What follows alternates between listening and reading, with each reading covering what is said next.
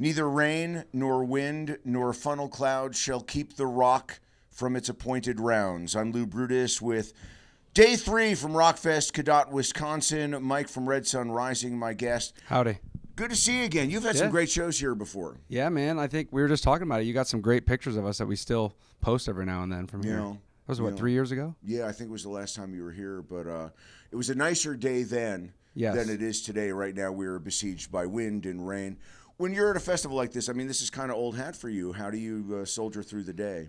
You just kind of wait it out and just, focus on the show and know what you got to do. That's all you can do at this point. So looking at the radar constantly and try not to freak out.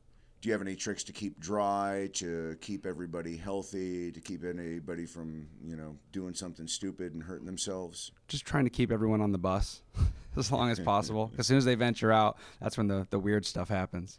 Well, isn't it better on a day like today to just stay in the bus anyway? Yes. Yes, it is. You just hang out, drink some water, get your coffee, just really have a slow morning. Talk to Lou. Yeah, there you go. What kind of coffee guy are you? I like just dark black coffee. Same with me. Really bold flavors. That's what I'm into. Wake it up. See, people who take methamphetamine and cocaine, if they only knew just the feeling you get from black coffee, it's it's the same thing, and your teeth don't fall out. Yeah, so you exactly. got that going. Exactly. So record's out for a bit now, and I think some people have had had some time to let it sort of sink in. What kind of reaction you getting now a little further down the line?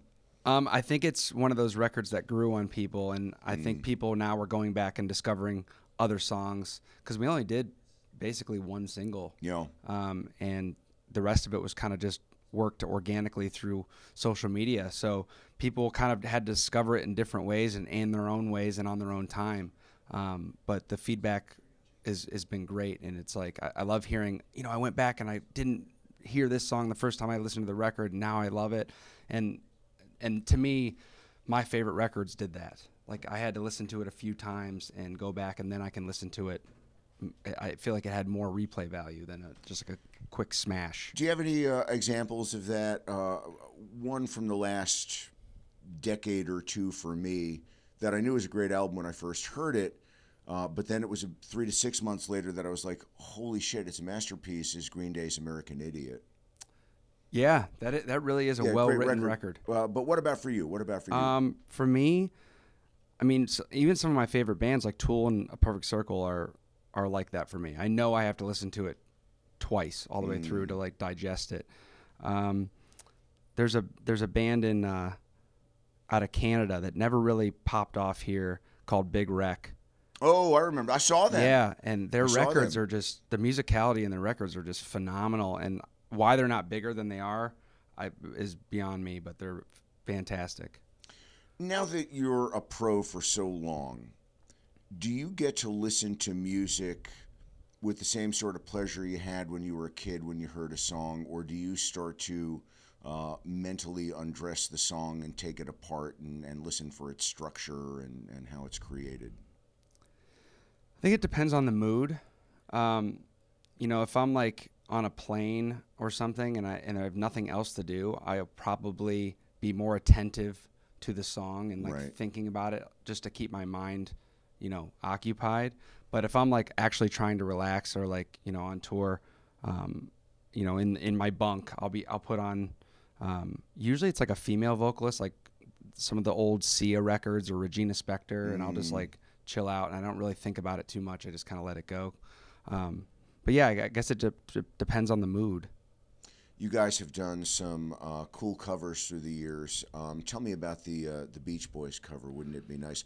Which is kind of a ballsy song to go after because it's perfect the way it was to begin with. And exactly. You guys brought something nice to it, though. Yeah, thank you. And it was one of those things where, we just wanted to challenge ourselves, and we're huge fans of the Beatles and the Beach Boys and just the harmonies and the musical compositions. And we're like, everyone covers the Beatles. Let's try the Beach Boys. And we weren't going for, let's make a better version. It was kind of more of a... Because you can't. Yeah, it was kind of like a tip of the hat, and here's how we would do it, and here's how we would sound doing a song that we love. So, and it was a challenge. I mean, that's why we love those bands, because on the surface, it sounds like like a nice little pop song. But when you start breaking down the chords and the voicings and the harmonies in there, you're like, this is brilliant. The Ramones were the same way, maybe not so Yeah. much as the Beatles and the Beach Boys, but everyone thinks the Ramones was super simplistic, and then you start listening to how the rhythms slightly change and Yeah. the keys slightly change. And had you guys gone ahead and done some Beatles, give me some songs that maybe you had kicked around before. We have talked about, like, I've always wanted to do Day in the Life, just because it's so long and just Yeah. like I was like, let's see what happens. But it was more for fun. But then I would love to do like something off like Rubber Soul, like one of those just like quick like 2-minute pop Yeah. tunes or something. You know what I mean? I don't know, man. I think it would sound pretty great. I think it'd be fun. And another cover, and I didn't know this until right before we started to roll. You guys back in ye olden days as the band, you did Creeping Death. Yeah. So me and some buddies had this band called Beard Sword, and we just Beard Sword? And it was supposed to be the most manly band in the world. And we just did like every like metal song that we could think of to just like cover, but then like we would randomly do like one Bon Jovi in the set. It was like a cover band, but it was a concept thing. We did like 2 shows, but Creeping Death was in the set list. If you ever bring it back, I think you've got to get Chris Cale from Five Finger Death Punch to be. Oh, he'd be in Beard Sword for sure. Well, either be in the band or just be the guy you use on the album covers, you know? Yeah, for sure. So tell me about making new music and what's coming down the line. I've been writing a lot. Yeah. I finally have a home system, just like a nice little setup with Logic and my Mac and stuff. Explain Logic very quickly. So Logic is like a recording program that's basically Apple based, and you use it on your Mac, and it's an amazing program. You can do really pro quality, but you can also do very quick demos, and it's user friendly. So that was my ad.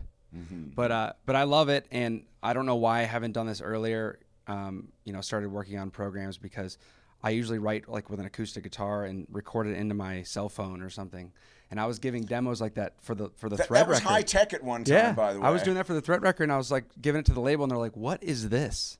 And I was like, "Trust me, I'm hearing all these other things happening." I was like, "You got to hear through just the acoustic." So, but now I can actually show them the real idea, and it's making the process quicker. And I have like 30 songs done. I just got to start narrowing them down. And is the part of the reason that you're so prolific at it now is the fact that you've taken this new approach to laying this stuff down, or at least that and time off. Yeah. We haven't been touring. We've been touring, I'd say, smarter. Right. Condensing the tours and like, let's go out and make sure this all makes sense.